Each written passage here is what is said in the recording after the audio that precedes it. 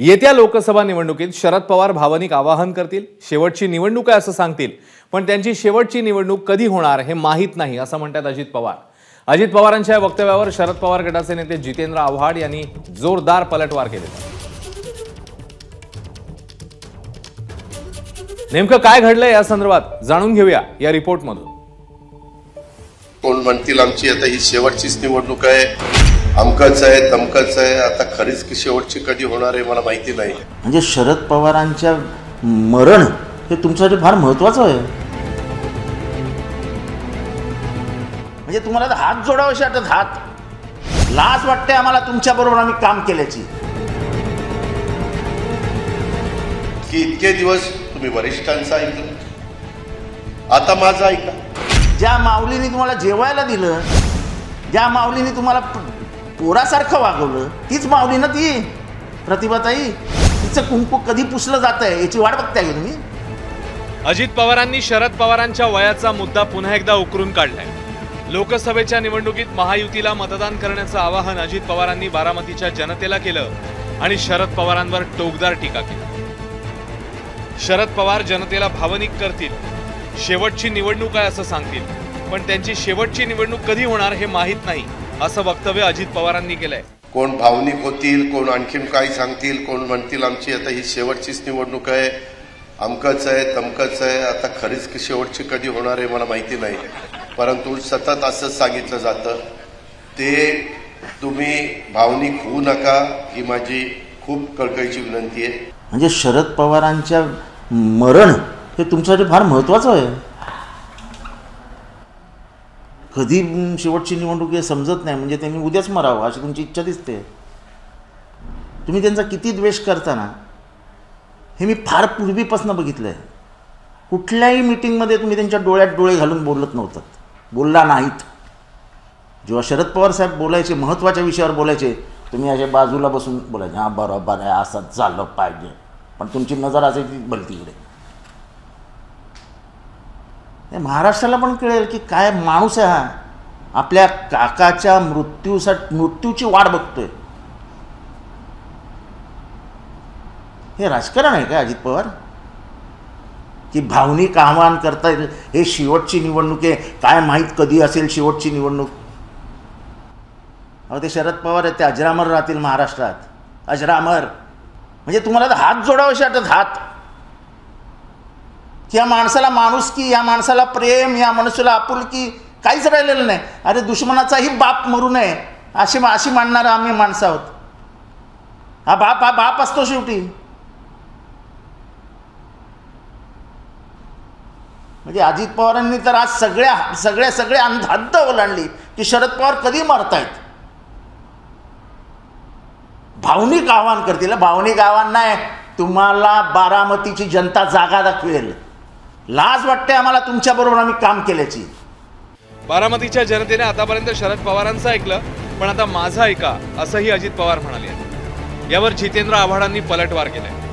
अजित पवारांसारखा कृतज्ञ माणूस बघितला नाही असं आव्हाड म्हणाले.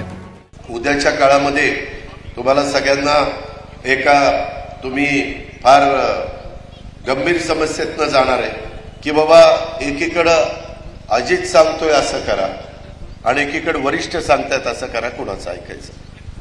माझी एवढीच विनंती आहे की इतके दिवस तुम्ही वरिष्ठांचं ऐकलं, आता माझं ऐका. त्यामध्ये मी इथून पुढं माझ्या विचाराचा खासदार झाला तर काय होणार आहे. आज माझे खोटं नाही सांगत, माझे नरेंद्र मोदी साहेबांचे आणि अमित शहांशी चांगले संबंध. तुम्ही बघता ज्यावेळेस आम्ही त्यांचं वेलकम करतो त्यावेळेस ते ओळखतात. आज देशाचा पंतप्रधान तुमच्या लोकप्रतिनिधीला ओळखतो. उद्याच्याला आपल्या विचाराचा खासदार, मी म्हणेन तो खासदार निवडून दिला तर मी मोदी साहेबांना सांगेल, मोदी साहेब माझ्या लोकांनी तो खासदार निवडून दिला, आता ही कामं मी राज्य सरकारकडनं केलेली आहेत, काही कामं माझी केंद्रातनंच करणं गरजेचं आहे. ती कामं माझी झाली पाहिजे. माझी म्हणजे माझ्या बारामतीकरांची, माझ्या इंदापूरकरांची, माझ्या दौंडकरांची, माझ्या भोरवेल्ला मुळशीकरांची, माझ्या खडकवासलाकरांची, माझ्या पुरंदरवासियांची. हे मोदीचे तुमचे कितीही चांगले संबंध असो त्याच्यावरती मला नाही बोलायचं. तुम्ही शरद पवार कधी म्हणतायत ह्याची जर वाट बघत असेल तर तुमच्यासारखा कृतज्ञ कोणी नाही. कृतज्ञ. शरद पवार कधी मरतायत? ही त्यांची शेवटची निवडणूक असेल का? ते तुम्हाला सांगतील ही माझी शेवटची निवडणूक आहे, भावनिक करतील. अरे काय बोलतोय?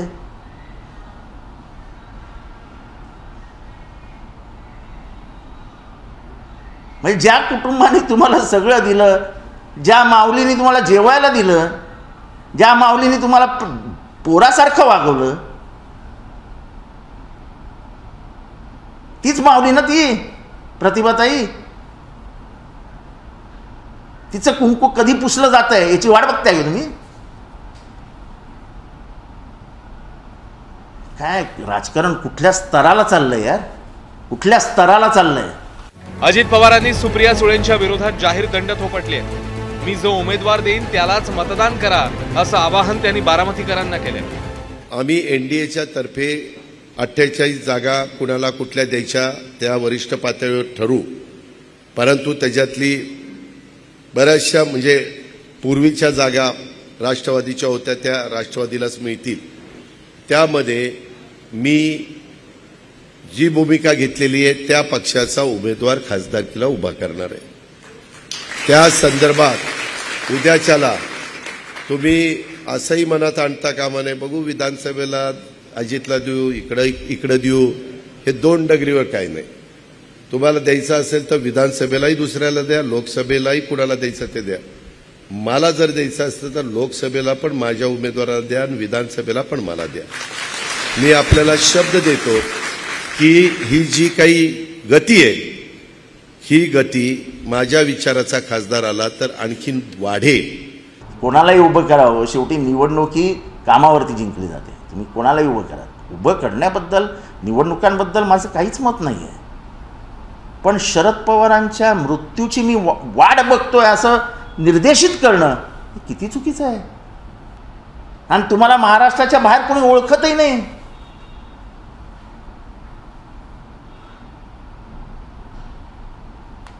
तुमचं एक भाषण दाखवा बरं दिल्लीत केलेलं, कधी इंग्लिशमध्ये बोललेली 4 वाक्य तरी दाखवा. तुमच्या लिमिटेशन्स बघा काय आहेत. त्याच बारामतीतनं आलेल्या शरद पवारांची भाषणं UNO मध्ये झाली आहेत.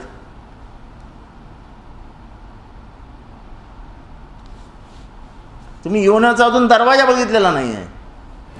आजच्या भाषणात अजित पवारांनी बारामती लोकसभा मतदारसंघातल्या सर्व विधानसभा मतदारसंघांचा उल्लेख केलाय. पंतप्रधान मोदींचे आणि आपले चांगले संबंध असल्याचाही दाखला दिलाय.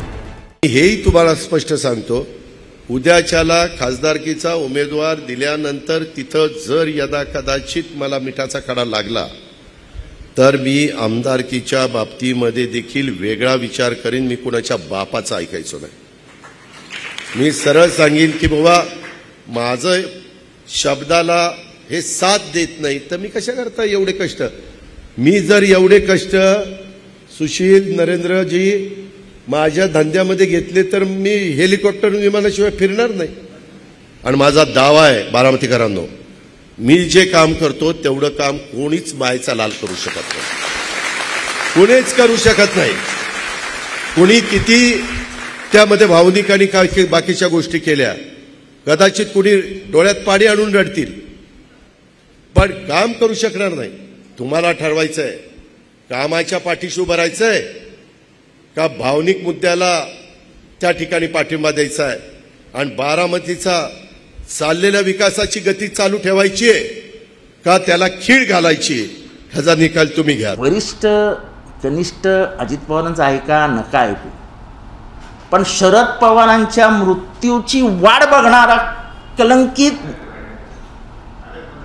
हृदय बाजूला ठेवून भाषण करणारा अजित पवार या महाराष्ट्राला कधीच आवडणार नाही, कधीच नाही. आणि बारामतीकरांना तर अजिबात नाही. तुम्ही मरणाची वाट बघताय शरद पवारांच्या, मरणाची, की ते मरतात कधी? तुम्ही तर त्यांची तिरडीच तयार करायला बसलेले आहात. आणि हा महाराष्ट्राचा नेता, हा अरे लाजच वाटते. अशा माणसाबरोबर काम केलं हे तर किळसवाने वाटतंय. 2014च्या निवडणुकीत अजित पवारांनी सुप्रिया सुळेंचा जोरदार प्रचार केला होता. मतदानात गडबड झाली तर काही गावांचं पाणी बंद करेन अशी धमकीही त्यांनी दिली होती. यावेळीही त्यांनी बारामतीच्या जनतेला इशारा वजा दमच भरलाय. तुमच्या हातात उद्याच्याला मतदान करायचं. बरोबर आहे. ऐका, उद्याच्याला तुम्ही काही जरी गडबड केली तर सुप्रियाला मी बाहेरच्याकडनं मतातनं निवडून. बरोबर आहे. पण जर कुठल्या गावांनी सबब केली तर तिथलं पाणी सगळं बंद करेल. बरोबर आहे. मी तुम्हाला आत्ताच सांगतोय. बघा, जर मासावाडी किंवा तरडोली कुणी एक मिनिट टाळा अजिबात टाळा तर मला मशीनमध्ये दिसते. मी सरळ त्या लोकांना सांगेन की तुम्हाला जर ही अशी मस्ती आलेली आहे तर मग मला तरी काय घेणे. शेवटी कुणाच्या एका गावावरून माझी बहीण पाडायची राहत नाही किंवा निवडून यायची राहत नाही. बाकीचे काय बारामती शहर ठिकाणी मत द्यायला बसलं की या कामाचं स्पीड असंच राहण्याच्या करता तुम्हाला उद्याच्या काळामध्ये मी जी विनंती करतोय ती विनंतीला आपण सहकार्य करावं अशी माझी तुम्हाला आग्रहाची विनंती आहे. त्याबद्दल आपण सगळ्यांनी अतिशय बारकाईनं विचार करा आणि तिथं योग्य पद्धतीनं तुम्ही मला सहकार्य केलं, मला प्रतिसाद दिला तर पुढची कामं होतील, नाहीतर मी पुढच्या कामाला बांधील नाही. मी अतिशय स्पष्ट सांगतो, मी महाराष्ट्र मला खरं आणि स्पष्ट बोलणारा माणूस म्हणून ओळख आहे. मला बाकीचे पण माझे उद्योग आहेत.